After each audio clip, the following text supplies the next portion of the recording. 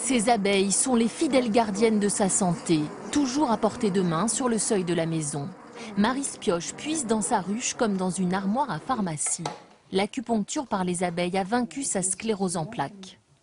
Elle attrape l'abeille, elle la pose sur un point d'acupuncture précis. Bingo! Là. Face à l'inefficacité des traitements classiques, elle commence l'apipuncture en 2005, à un stade déjà avancé de la maladie, avec de bons résultats en 3 mois seulement.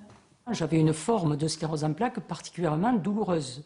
Et les douleurs ont cessé progressivement à 100%, mais vraiment à 100%. Cette ancienne championne de France d'athlétisme, habituée au défi, intensifie le traitement jusqu'à 40 piqûres 3 fois par semaine. En 2 ans, elle est déclarée guérie. Pour la médecine, là on peut la tester. Le cliché atteste que la maladie est stoppée. Ce médecin a troqué ce jour-là sa blouse blanche pour la combinaison de l'apiculteur. Chez le docteur Touroud, les abeilles jouent les infirmières. C'est absolument pas dangereux dans la mesure où on n'est pas allergique. C'est pourquoi c'est important d'avoir fait un test d'allergie avant toute chose. Atelier pratique pour ces personnes souffrant de douleurs articulaires ou de maladies neurodégénératives. Lou, 11 ans, apprend à piquer sa maman.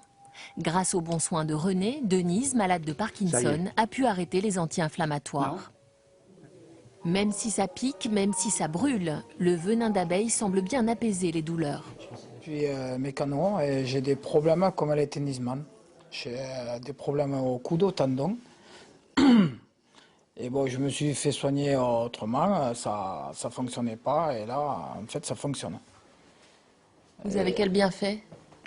Ben, j'ai plus mal. Il y en a 14. Pour Marie, fini les béquilles et le déambulateur. Elle a même repris la randonnée. C'est tous les jours que nous faisons entre 10 et 13 km. Et c'est super, voilà. Ravi. Donc, grâce à mes petites abeilles.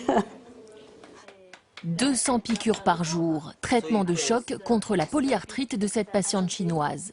Très répandue en Chine, l'apipuncture est aussi pratiquée aux États-Unis, en Russie et en Europe de l'Est pour les propriétés du venin. Le venin, on considère qu'il passe dans le sang et que ces molécules qui passent dans le sang vont agir à distance et vont agir entre autres sur le cerveau, sur les muscles. C'est efficace, ça a été démontré sur des douleurs arthrosiques, sur des, vous avez pu le voir, hein, sur des patients qui ont des lombalgies chroniques anciennes, difficilement traitables, ou qui ne supportent plus les médicaments modernes. Encore balbutiante en France, cette pratique médicale doit toujours être encadrée par un professionnel.